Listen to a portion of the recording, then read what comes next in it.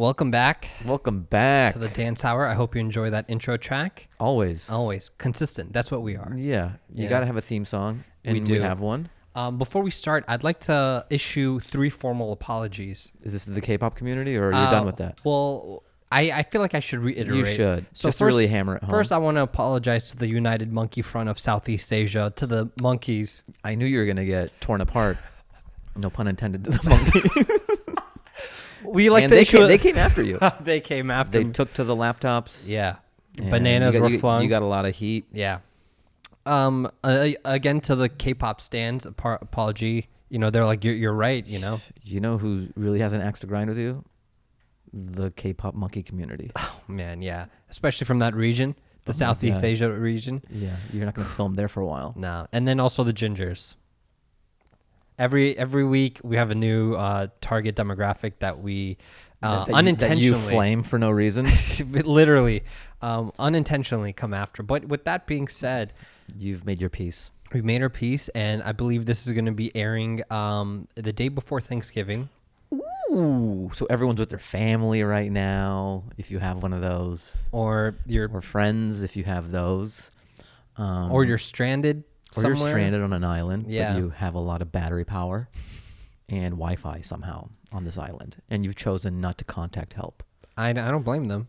Yeah, That's, an ideal way. it's a good way to get away, just on an island by yourself, super chill, a lot of battery life, Wi-Fi. Duracell. Some might say the ideal scenario Yeah. for an introvert. That's why I love it. Every time people ask me, how are you dealing with COVID? I'm like, I'm thriving. Yeah, I love it. Like, I don't have to see people, talk to people, and I get to sit at home and watch TV all day. Yeah, and I think it's entered this new phase. I think we've talked about it, where before it was like a quiet place. Yeah. Just the unknown, and like, if I touch this bag of Lay's potato chips at Ralph's, am I gonna die? Yeah. There were just so many uncertainties to it, where it wasn't fun. Now we kind of have an idea of what it is. Yeah. Life pretty much feels exactly the same, other than throwing a mask on in a grocery store, and you can't go to concerts or football games. But outside of that, it's roughly the same, right? Yeah. Roughly. I mean, like you're not going to like big congregated things. Rumors. But outside of that, Rumors have it that second lockdown. we're going through it. We might, maybe by the time this airs, that second lockdown will come into full effect. But They're not going to shut down podcasts. This will be okay, right? I saw a video. I saw this police body cam video. It was on. It was this time it was surprisingly on. They finally worked the kinks out. Well, it was on because this was a non-violent and non-race related. It's so interesting how Right when there's it's race, that category? violence, the camera's cut out. Yeah. That we should blame the engineers. They got to look into that, the tech guys. But a cop walks into a bar. Mm-hmm. I know this one. One cop walks into the bar and he's like, curfew. You take a sip of that beer, I'm going to arrest you, or like, I'm going to give you a ticket or something. Mm-hmm. And so they were like, I don't know what city this was in. I was just, it was early morning. I was scrolling through my feed, but they're cracking down on curfews now, and what time you can serve alcohol and whatnot, This is in LA, or you don't know what city? I don't know what city it is, but I feel like, that can be introduced to LA shortly. Very, very easily. I feel like it could be introduced to LA before anywhere else. Yeah. We're on the bleeding edge of laws. Yeah. Like, Yeah. unless you're Gavin Newsom. He's just freewheeling it up. What's the whole story? He just went to a restaurant and wasn't obeying Oh, I his didn't own hear rules. this. I didn't really? hear this. Yeah, there's like pictures of him having this gathering kind of inside. Wow. So it was a do as I say, not as I do type situation. Yeah. Wow. Well, I mean, what do you expect from these guys? But anyways, Thanksgiving around the corner. Around the corner. What do you have planned? I'm going to go back home. Yeah. I was just there. Seattle. Going back. Okay. My mom's getting a double dose. Yeah. Of the Anwar 2 Fahim brothers. visits in 1 November? I spoil her, bro. Yeah. So long as I don't give her COVID. Are you going to do a test when you're there? I or? want to. I was telling her, I'm like, I want to just stay in the hotel and then test. And she just doesn't want to, but I'm just going to keep my distance. That's what I did last time. Yeah. I mean, there's rapid tests for like $150, 15 minutes. That's it? Yeah. Where do you get it? Urgent care clinics. I have to do one tomorrow. I don't have because you're to filming do that new Marvel movie, right? Yeah, after I made an apology to Marvel for shitting on their film. You're the new thing. Yeah, They're going for a less muscular look, right? Yeah, To be more all inclusive. exactly. Yeah. Yeah. How come that's not like a push? This unrealistic muscle. Get like a regular guy to be. I feel like that's less on the studio and more on us, the viewers. Because like we want to see. Yeah, we want to see actors juice themselves. Yeah. Into oblivion. If they filmed someone like me, just this pudgy, skinny, scrawny guy, it's like, oh, I'm gonna take on this army, and you're gonna be like, what? Unless you can like super fast flash it, I don't believe you that you can. Yeah, there is a second wave where, like people don't want to aspire to be the thing. They go, get closer to me, so I have to work less hard. Yeah. Hey, this impossible standard that people strive to. Can we rein it back so that it looks more like me and I don't have to do anything? I mean, not to sound like the PC police of like podcasts, but like it really does like set these very like once you learn and like understand nutrition and like how these men like these movie stars have these incredibly unrealistic body, like they have to like for a certain scene. I was watching this thing about this guy who was shirtless and he had very defined abs, and this workout coach or trainer was like, we had to put this guy through a 24-hour water depletion. Oh yeah. Just so we can see the abs. Right. And people are like, that's what I want. Yeah, people don't understand that in the movie it might be a guy waking up the next morning and just putting a shirt on. Yeah. And that's 5 seconds. Yeah. But he worked 6 months for that 5 seconds. Yeah. And the average person just thinks that because the guy's so chill in the movie that's how he got the abs. Like, you don't understand he was working out so hard. And then even 2 weeks leading up to the shoot, no water, no carbs. Yeah, all that stuff just to wake up and go. But like the fact that you have to go through hydrogen depletion or water depletion or whatever, where you can't drink water for 24 hours just to film something. And maybe even if it's like an action sequence, you got to do everything without drinking water. A lot of these guys are they're close to that. Like even Chris Hemsworth or whatever, they're muscular, but they're not as shredded as they're in the movies. And then they wait. If you saw them with the shirt off, you would be like, that's not what the movie is. Yeah. But then they get to that final. Oh yeah. In a couple of weeks. It was Whereas I'm that all the time. You're you could take your shirt off right now. Well, the thing is, I don't want it to dilute my brand because I like to think of myself as a funny guy. But then once people see how shredded I am, it's going to take away from my point of view and such. People will be so enamored with my musculature. I mean, there is that whole trope or that cliche of like once a comedian gets ripped, they're not funny anymore, or they get into shape. Like when you did that. That's why I keep my shirt on. Yeah, when you did that for the Domino skit, did you notice? Did people say that too? Like, oh, like once you're in shape, you lose your edge. Your edge. The thing is, I'm not overtly. I've got like a Ned Flanders thing going on. Okay.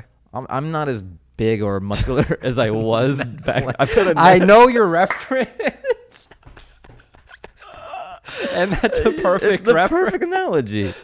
I don't scream as a guy who's fit or whatever. Like my personality doesn't match that. Yeah. And I'm not crazy. Well, especially now. But before I was more. Yeah. But even so, even though I was more, with a shirt on, it's hard to tell. It's not like The Rock where he puts a hoodie on or a suit. His shoulders are like. I always think it's so crazy when you look jacked out of your mind wearing a suit. Like, you ever see the NFL Honors Awards? Yeah. It's like, why are they wearing suits? Yeah. Why are you making them do that? Yeah. It doesn't behoove the super ripped guy. You ever see The Rock and Ballers? Oh yeah, awful. He's just on the verge of ripping that thing in every scene. At that point, just Chippendales. Every scene they had a suit guy. Like, their biggest budget on Ballers was suits. Yeah, fabric. Was patching up suits. Yeah. Yeah, it was like $2 million a shoot just for his suits. At that point, just Chippendales it.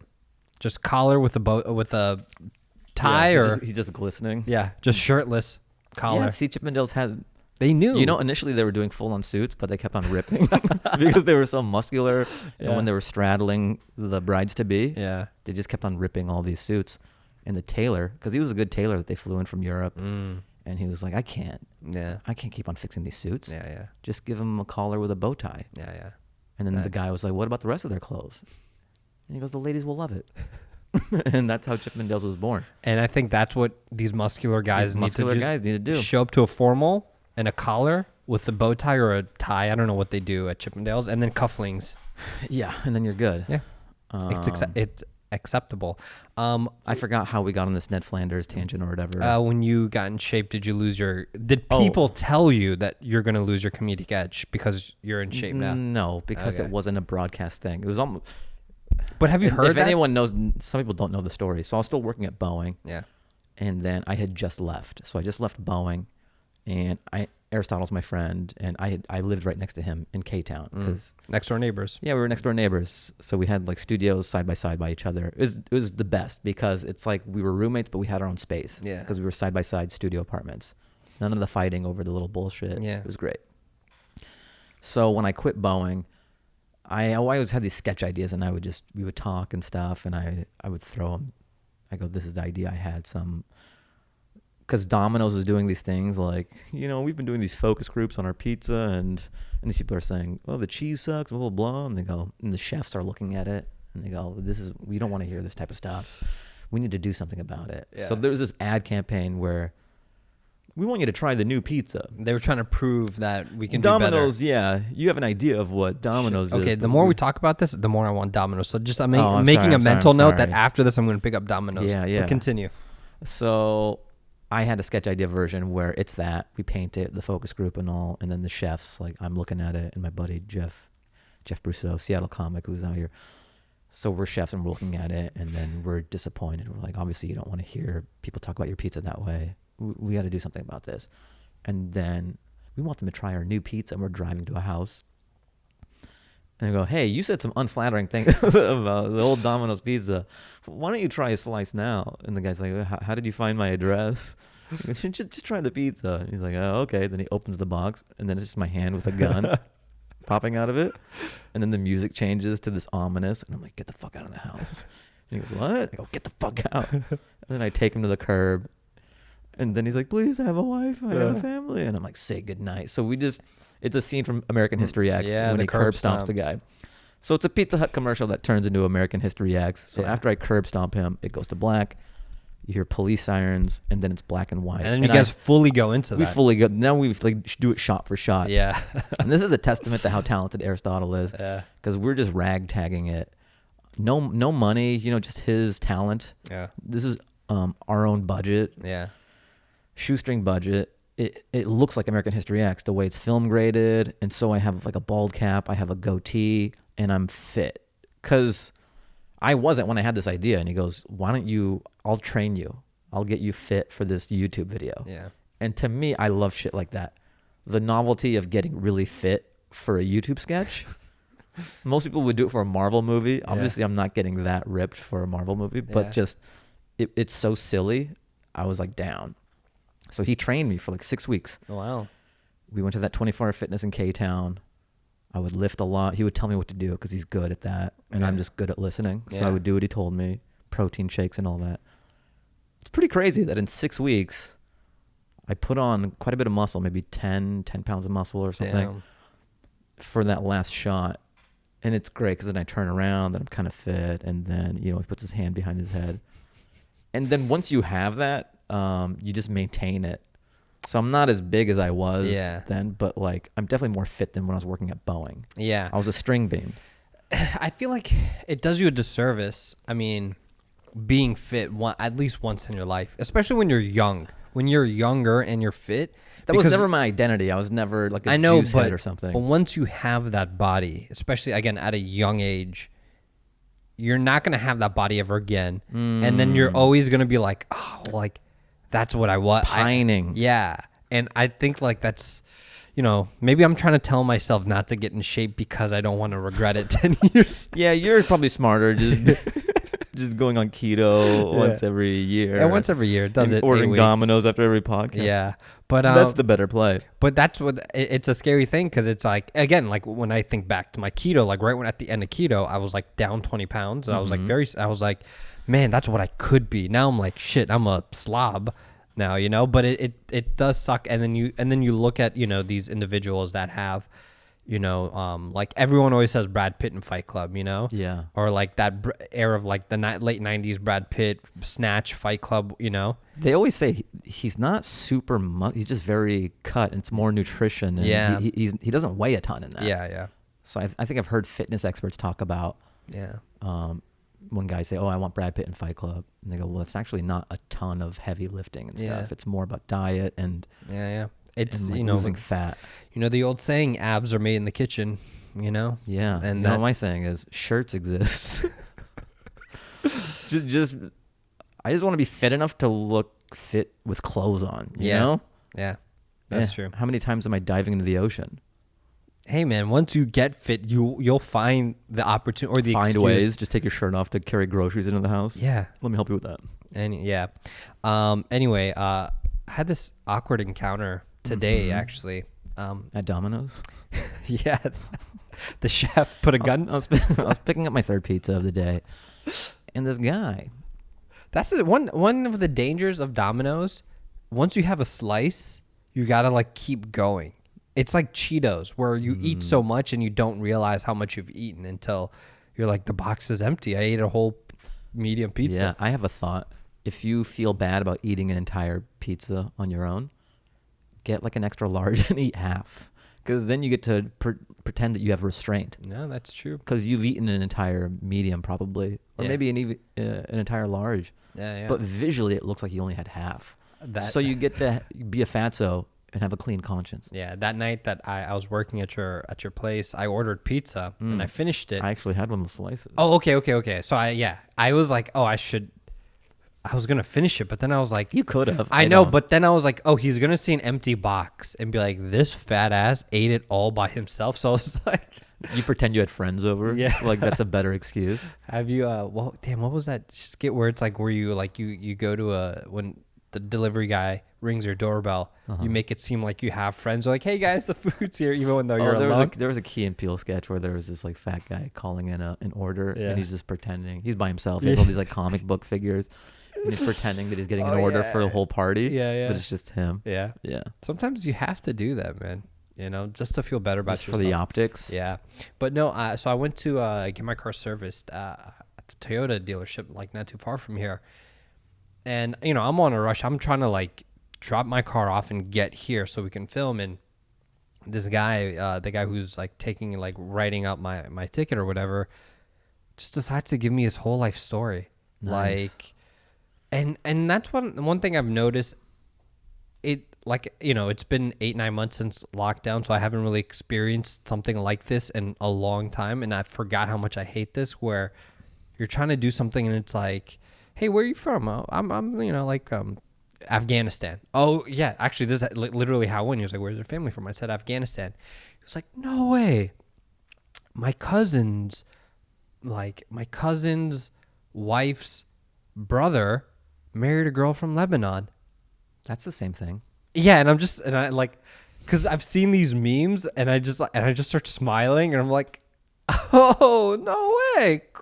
That's crazy. He just wanted human connection. He was grasping at the flimsiest thing. And then he's like, I was watching this documentary actually last night, and this guy goes on like this backpacks throughout, and he just does that. And I'm like, yeah, what is that? Yeah, and he's like the peninsula, and I'm like, first you mentioned Lebanon, now you're talking about Saudi Arabia, and I'm from Afghanistan.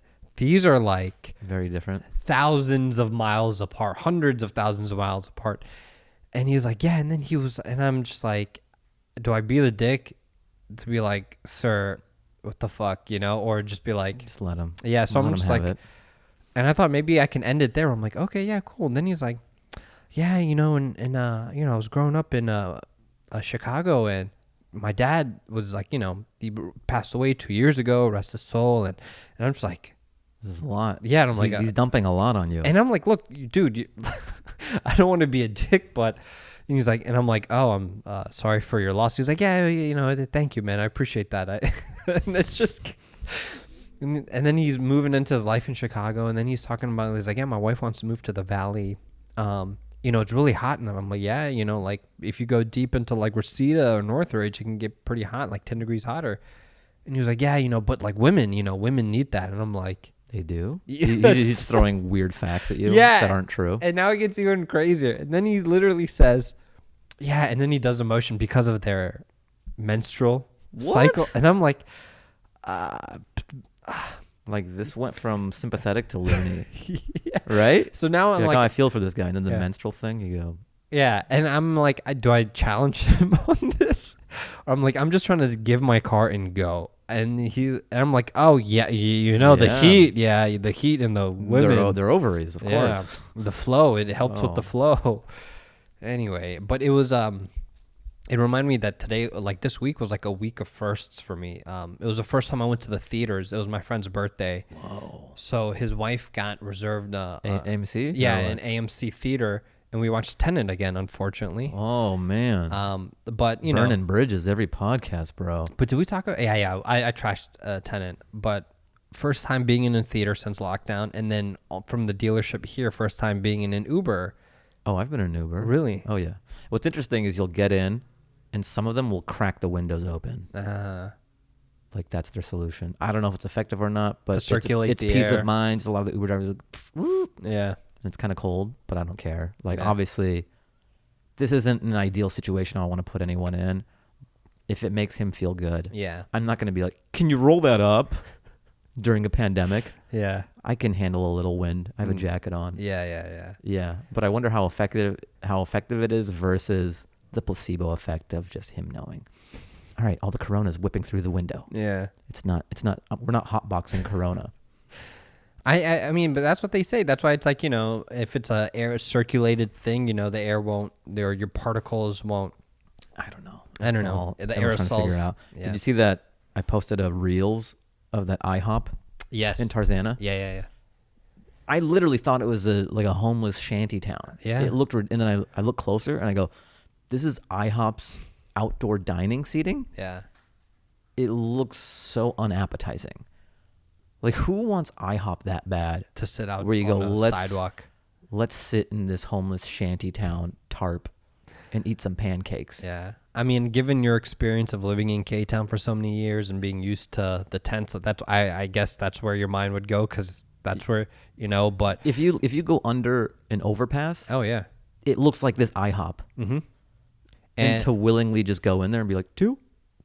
But do you think this is the future, though, in the sense The of shanty town? But I don't understand. How is that shanty tent town better than sitting inside? I'm not saying I No, want to sit I inside of an don't- IHOP either, but I- like that enclosed and it's got this vinyl tarp. The inside's outside now. I don't get that either. You know, And it just looks so you don't want to unappetizing. sit there. Yeah, you don't want to sit on the sidewalk and people It's cutting literally on the through. sidewalk. Yeah. And people cutting through like with their groceries, like enjoying that, you know? But it does, I did think about like, is this the future in the sense of like, all right, let's say Corona is eradicated in a couple of months, who knows? Let's just say, will this continue in a very Parisian European style where it's like now all these restaurants just have tables outside? That is kind of cool. If that's a byproduct, say Corona is eradicated or something, Yeah. or it is suppressed. Yeah. A cool byproduct of the pandemic would be more outdoor, embracing the outdoor dining situation. Yeah. Everything is so, America's very indoor. Yeah. And especially LA.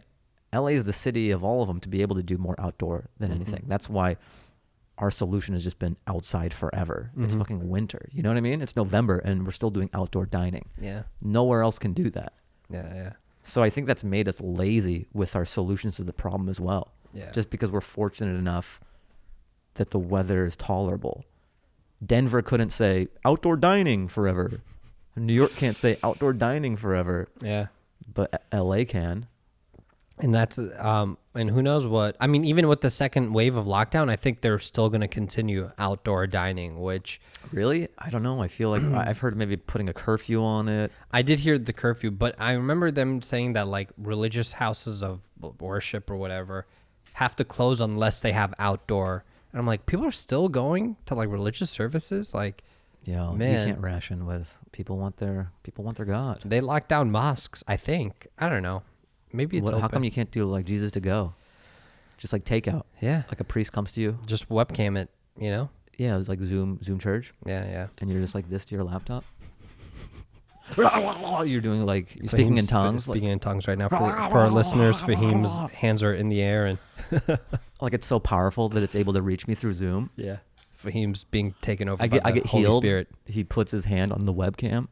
I'm like Fahim's now convulsing, taking over. The Holy Spirit's taking it. Yeah, that'd be funny. Like I've got the devil in me, and I need it taken out, but like I'm still able to log into the Zoom link. So I'm not so fucked up where I can't click on the Zoom request. Yeah. And then and then I get it out of me. Yeah. Yeah, I love when there's a sliver of the regular person still in there. Cuz there are these things in life where they paint themselves to be off their rocker, like climbing walls and shit. No, like I've been walking down the street and I see like a homeless person kind of just out of it and stuff like that. Okay. And then he'll be bothering everyone, but I have my headphones in and he'll just go past me. Yeah. So I love that he's sane enough to know I have headphones in. Yeah. And it's a lost cause to talk to me. Yeah. So obviously he's not completely gone. Yeah. So there's a sliver of that guy still in there, because that's a pretty rational decision to make, to be like, you got a spaceship, and then see me with AirPods and just next guy. Yeah, he's in there. He's there. Some people, just need to shake things up to be seen, and Yeah.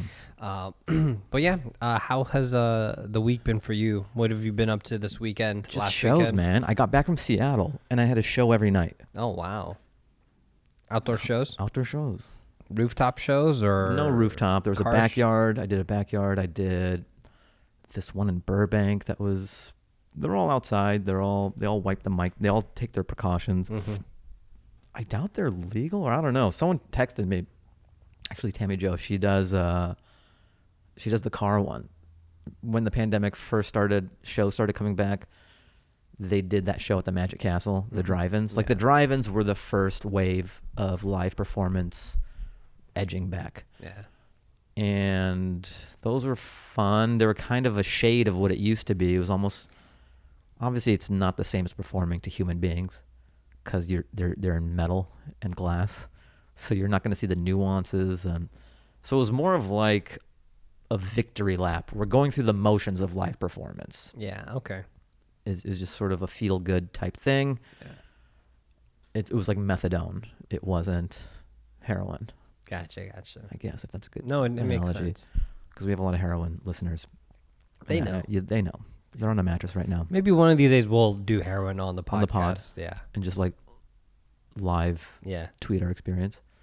So that was fun to do. And then these little speakeasy or outdoor shows started popping up everywhere but the comedy clubs. So, that rooftop I did, or some backyard, or I'll get hit up to do these. Sometimes it's someone's home, not inside, but these outdoor. Enough of these outdoor things are opening up where I would kind of rather do 10 faces than 100 cars. Makes sense. Because it's just you learn so much from seeing faces and seeing the interaction and not being muted by the car you're in. Yeah. And then I feel bad though, because they're doing everything right. Tammy Jo and that Magic Castle show, they're playing ball with the city. They have all these precautions in place. It's like licensed and all that. And so when I did some tweet where I go, I think it's fucked up that the Comedy Store can have patio seating, so people are allowed to sit there to watch a TV screen 10 feet away. But if you put a performer there, it's suddenly dangerous. Yeah. There's this weird bureaucracy going on in LA where for some reason that's okay. But if a live performer makes the coronavirus act differently. So I go, that's kind of fucked up. It's just hurting businesses that are comedy clubs. Yeah. Even if they want to work with the city and do everything they can, like the Comedy Store wouldn't be doing it inside.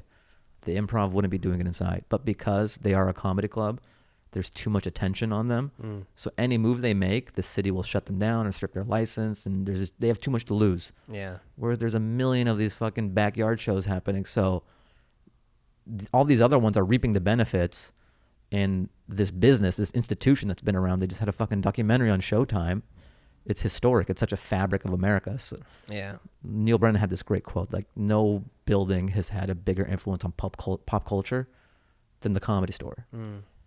And it's true. Think about everybody who rolled through there. Robin Williams, Eddie Murphy, like Jay Leno, David Letterman, Dave Chappelle, Chris Rock, George Carlin. Like, Yeah. it's crazy. So this institution is being penalized just over bureaucracy. The city's not even being rational to try to figure out a solution. It's just sort of this blanket, no live performance, and there's no nuance. Yeah. Why can you watch the Showtime documentary in the parking lot and everyone's spaced out and there's hand sanitizer? And these businesses would be the most adherent to the regulations because they have stuff to lose. They are a business. They would do everything right. Mm-hmm. So instead of working with these institutions or these businesses, they'd rather let these like back alley abortions happen, you know? Yeah.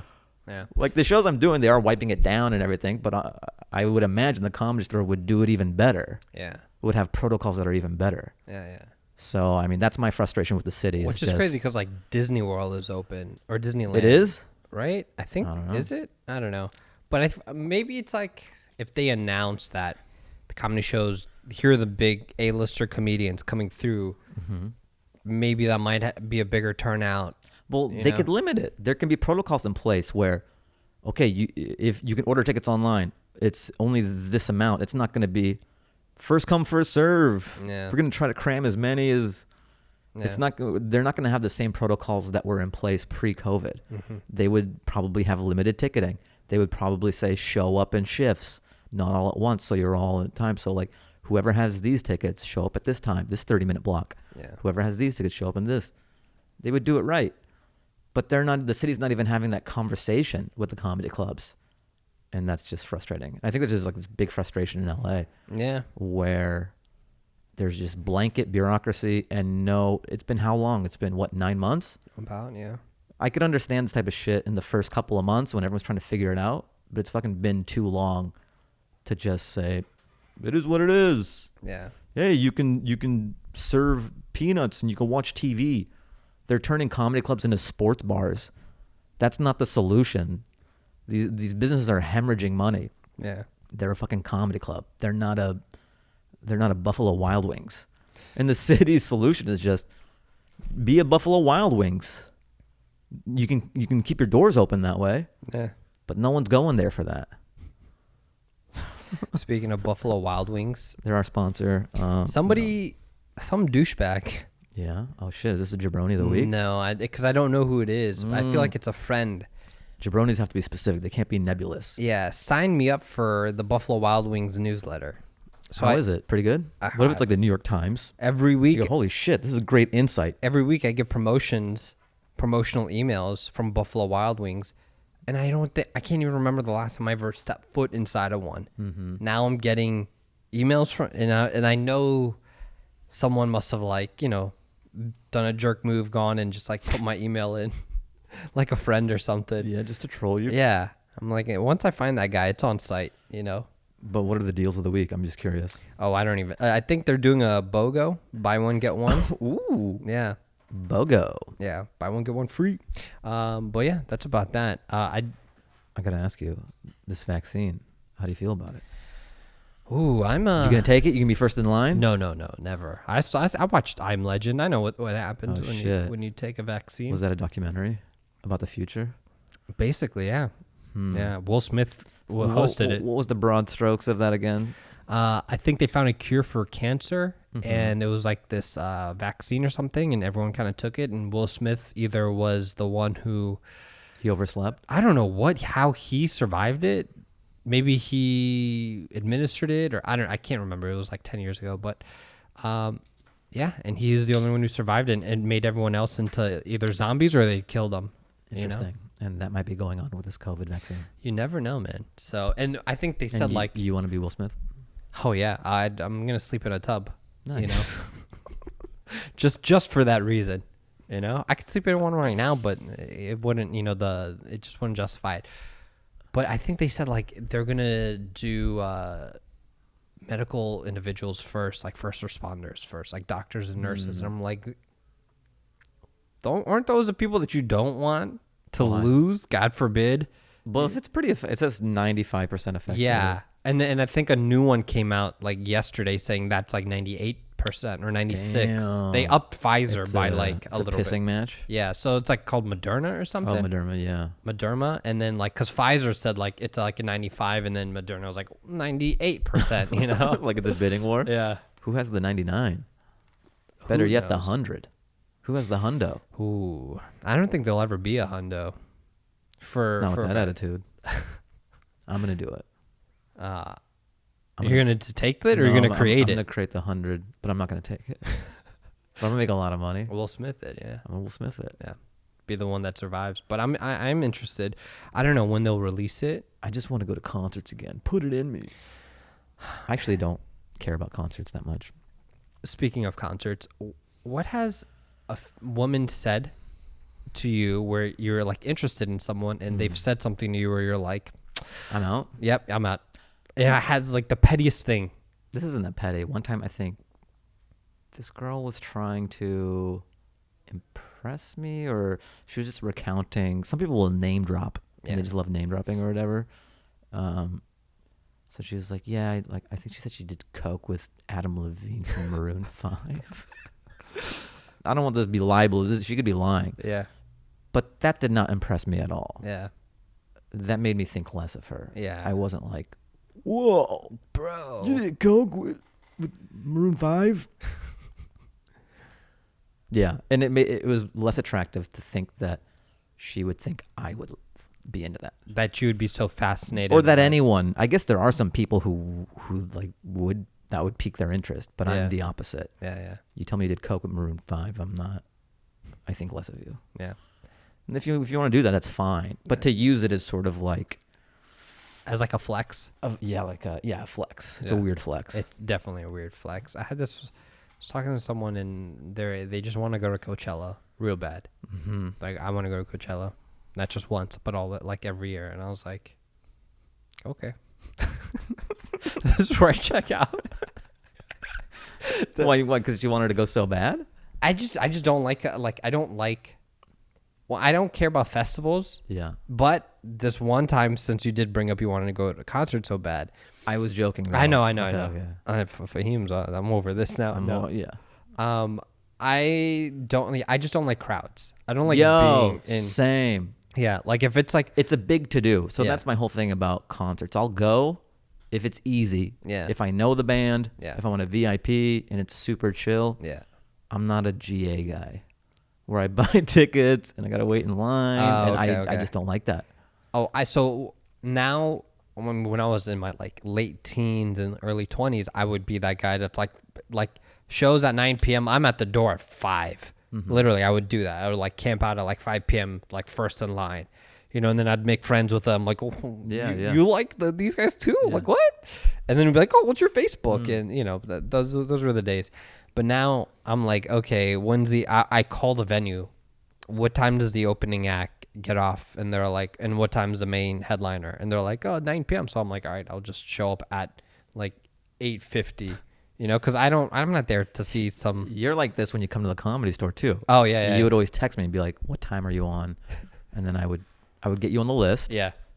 And like a sixth sense, somehow you just have this type of timing. Yeah. I'm literally in the back about to go on, and I just see you roll in with your party and just chill in the back like you're a talent agent. Yeah. And you watch me do 15 minutes, and then we dip. You dip. Yeah. Or we just talk in the hallway for a bit, and you're out. Yeah, I'm always like, you're literally there for like just for you 18 minutes, and then you're gone. Yeah.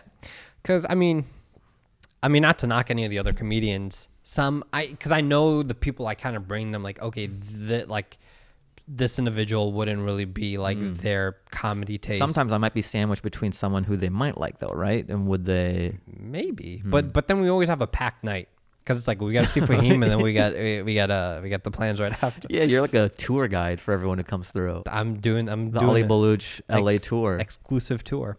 But yeah, and because I don't want to just sit around or like even at concerts. Like at concerts, you spend so much time just standing there, especially like if you are GA, like you get there, the door's open, then you got to stand around for like at least an hour and a half till the opening act gets on. Okay, the opening act does 30 minutes. Then you wait like an hour until the headliner comes on. There's just a lot of like downtime, and you're just kind of like checking your phone. Like the opening act's music might not be your taste, you know. It's definitely a young man's game. Yeah, or a young person's game. So now just it just like show standing up around forever. Yeah. So crowds. If it's lines and crowds. Yeah. Fuck that. But this year I was actually gonna go to Coachella. Whoa. Only because this was like a double header. Rage Against the Machine, one of my favorite bands of all time, was headlining Friday, and then Frank Ocean was headlining Sunday. And I'm like, two of my favorites, you know? I gotta do it. Inject me with that, you know? But no. Yeah. So, but then they canceled it. So that was one of the first big things to shut down. Yeah. I think South by, and then Coachella, and then the NBA. Yeah. The NBA is when everyone was like, "What?" Same.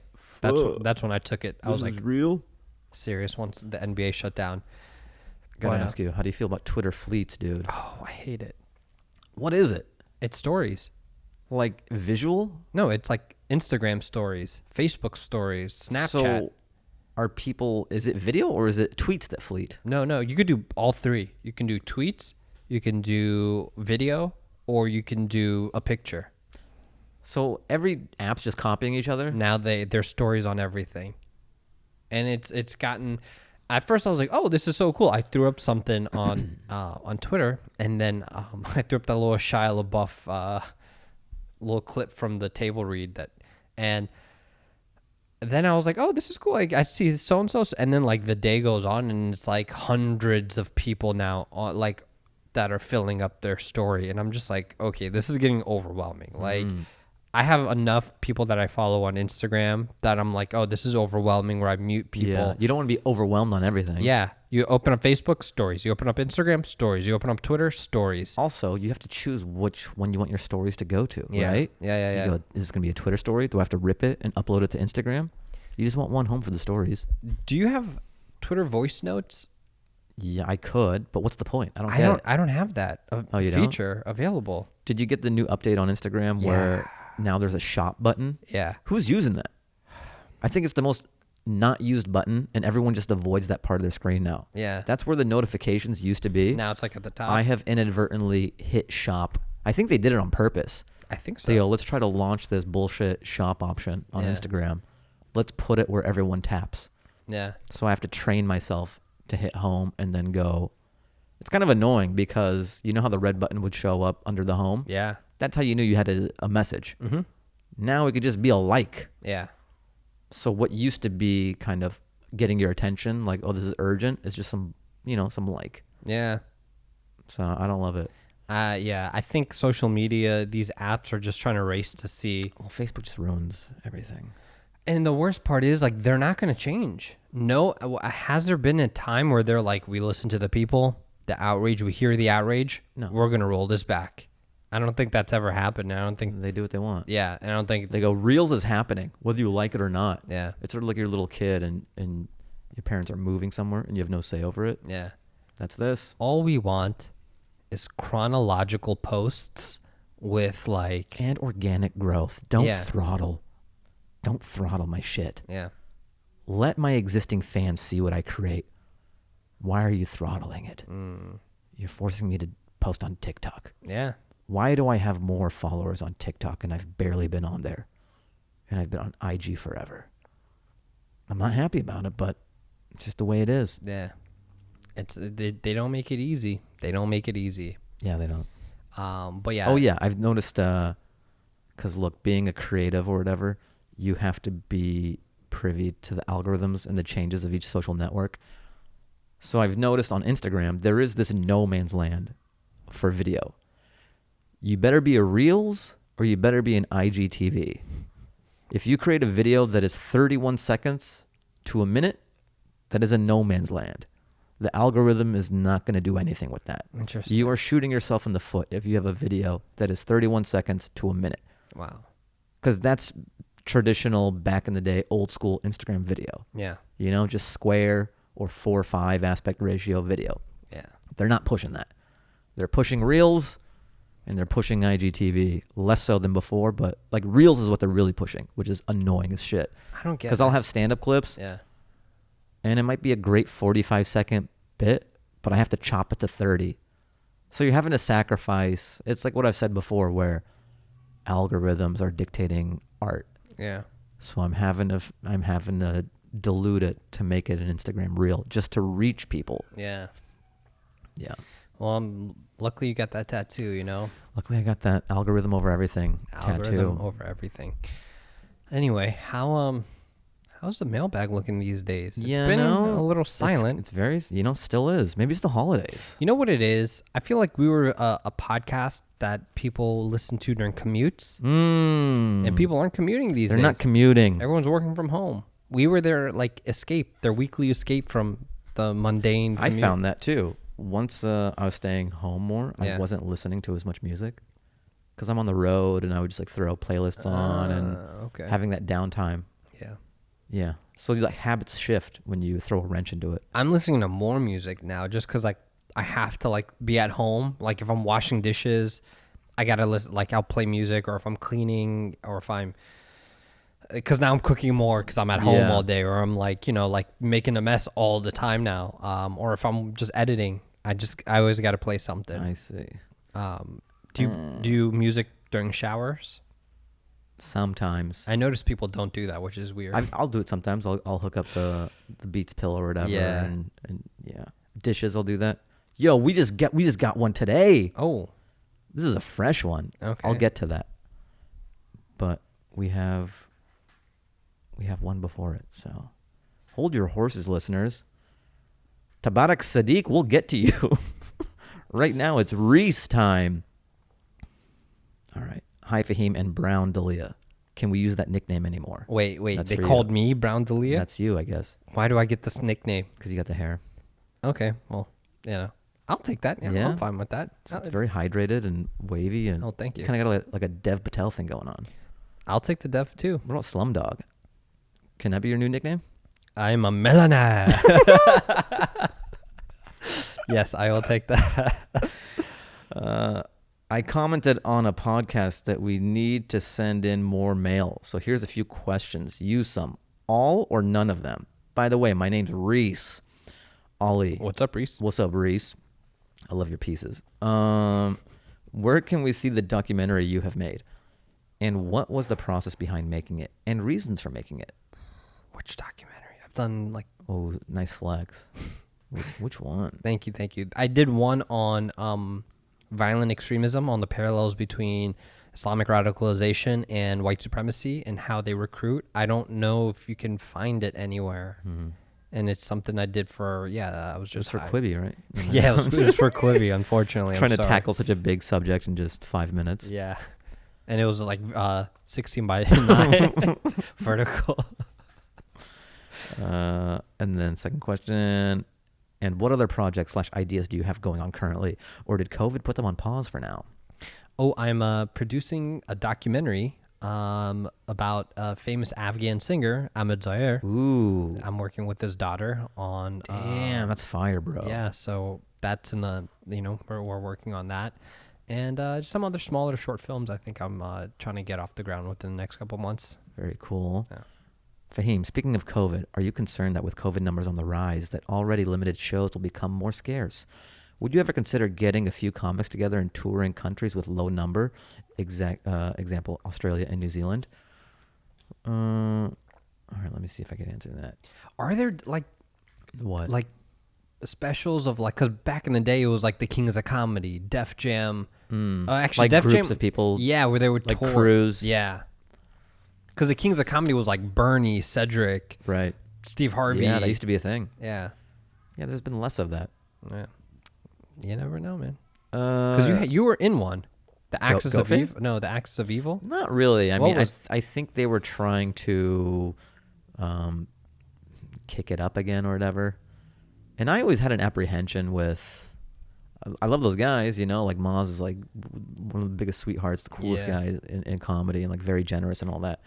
But just branding wise, I've always navigated my career. I've always been a comedian who happens to be Afghan or brown. Yeah. I just like talking about everything. So even though there is a big marketing play and you can level up if you lean into that, I was always Middle Eastern comedy averse. Yeah. So when they were kicking it up again, the reason I did like a few dates when they were trying to do that was because the booker of the Laugh Factory was involved with it. Mm.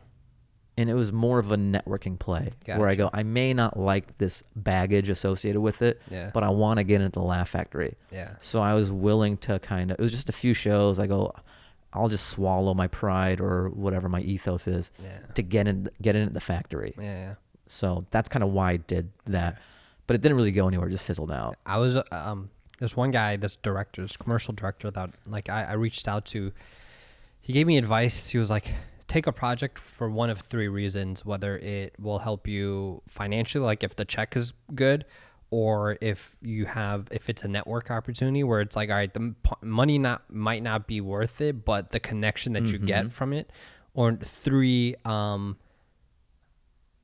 portfolio. So it's like, pay might not be good, this might not be good, but it might help you get like build something in your, or you're like, proud of it, the piece of art that you've created. Yeah. So I navigate that now. I think when I was younger, I was more just sort of like, I only do what I want to do and what cool stuff. But now I can see everything doesn't have to be that. Yeah. I can, like, I don't lose a ton. You know, maybe it doesn't have everything, but it has enough. It checks enough boxes where it's still value added and puts you on a path to where you want to be. Yeah. So right now, I don't mind the way stand-up is going. Just these backyard shows, it's enough. I can get up 3 times a week minimum. So that's great. Yeah. If it keeps spiking and those get stripped away, then yeah, that'll suck. Then I'll be back to just doing a ton of IG sketches at home, I guess. I would like to go to Australia. There's this Australian comedy festival, and I've told my people I want to do it. Pre-COVID, I would tell them every year, like, hey, I want to do this. I think it's in Melbourne? the Melbourne Comedy Festival, and just never worked out. But then when I did my hour in the belly room, this guy who like works kind of like for a Live Nation type thing in Australia really liked me a lot and was trying to get me out there. So I was looking forward to that because that was one place that I wanted to go. Yeah. So that almost happened, and then a pandemic. For both of you, speaking of New Zealand, did you know there is a biscuit here called an Afghan biscuit? How racist is that? It is chocolate. Parentheses. Does that make it worse? It's really fucking good too. That's tough. Good to hear. It can't be racist if it's delicious. If it tasted like shit, sure. Yeah. I have no idea if these questions are even good or not. Thanks for the awesome podcast with the 2 smoothest voices in the business. Oh, thank you. Peace. Reese's. Yo, do we have smooth voices? I'd like to. I don't know. I mean, depends who you ask. Because if you ask my sisters, are like, shut the fuck up. Your voice is so annoying. Yeah, they probably hate it. Yeah. But, this guy from Australia or New Zealand. Yo, he's into it. It's actually funny. Like, Afghan history in Australia is so fascinating. So in like the late 19th century, like I think it was like the 1860s, they, Australia was being colonized, and the British were like, oh, we need to like lay out a railroad. And they're like, it's this vast the outback. They're like, we need to, like horses can't really survive in the outback. So they would bring like all these fucking camels from India or Afghanistan. They're like, we need people that can, work it. So they shipped all these Afghans into Australia in like the 18th, and there's like Afghans that have been there for almost 200 years now, and so we were like the Chinese for their railroads. Yeah, literally. And it's called like the Con Express or something, and that's like the railway that like cuts through all of Australia. And shout out to the Afghan camel tears, I think that they were called. I don't know. Really? The camel tears? Yeah, I think it's something along those lines. But there's a documentary out there on it. But maybe that is inspired by the chocolate. I don't know. Who knows? Maybe. Yeah. Hold on, let me see here. But Reese with the questions. Reese with the questions. But yeah, you guys write us in if you want to see Fahim in a Kings of Comedy tour, or maybe what would it even be? Maybe if he wants to be humble about it, he can be on the Princes of Comedy. Ooh, All right, let's see now. Oh, I think Reese hit us up again. All right, Reese again. I forgot one question for Fahim. I can't remember what podcast you were on, but you were talking about a time you really bombed on stage and your parents were there. I was just wondering, how did you feel the next time you went up on stage? Did you at all second guess your choices to get into stand-up? Did it take a while to build your confidence back up after bombing, after a bombing of a lifetime? I like how this guy's making it worse and worse, like in my mind of like, was it the bombing of a lifetime? He was like, this is the worst thing that's ever been. Yeah. How do you eat knowing that this happened? No. Glad you kept on going because your comedy is hilarious. It probably was the worst bombing that I've ever had. But I didn't dwell in it. I think, and I've talked about this before where... This was at the Apollo? Yeah, the Apollo in Seattle. It was like 4,000 people I got booed. But it was very surreal when it happened, and I think I was shell-shocked just in the hallway or in the stairwell. I just sat at this desk, and I was just like thinking for 20 minutes. And then I kind of got my clothes and went home and all this shit. But it was just a sliver in time. It feels like the entirety of your life in the moment. Sometimes, I mean, not everyone has gone through this experience, but someone has gone through something similar to it. Yeah. And it feels like this is the way your life is always going to be. But you got to understand it's just a moment in time. Yeah. And these will all be strangers. I was actually fine. I just went up to I was doing stand-up later that week. And it was just something that happened in the past. And it didn't define me. Tomorrow's a new day. It sounds so cliche, but it really is. Yeah. So... it didn't hang over me. I just had so much belief in what I'm doing and my voice and what I want to say and my abilities that I dusted it off pretty easy. Yeah, yeah. So I didn't let it consume me. That's good. Thanks, man. All right. Now we're hitting Tabarak Sadiq. We finally got to your email that you sent today at 7:26 a.m. Hello from London. Hello, chaps. British Iraqi listener here. Been following your work ever since my Afghan roommate showed me your Afghan wedding dance on your Slazdog days in 2008. Whoa. Damn, OG. Big fan of your stand-up and your sketches. Okay, enough kissing your ass. Wanted to ask you, did you consciously decide not to make your immigrant background a big part of your comedy? If it was a conscious decision, did you ever have to turn down gigs where you knew the audience were expecting ethnic jokes? Cheers, lads. Tabarak Anwar. I feel like you kind of just touched on this, like kind of a minute, but dive into yes, it was very conscious. I just do whatever I think is funny. Did you feel like it was a gimmick? Do you feel like if you dived into doing brown stuff or what? It could be, but for me, it'd be very disingenuous as well, just because I don't think that way. If I just talk about being brown people are like this, and my dad, and blah blah blah, and like that's my whole act. That's not true. I don't think that way. Yeah. So I can't even do comedy if I wanted to that way. So I just like talking about whatever I believe to be funny. You know, I grew up in Seattle. I'm very American.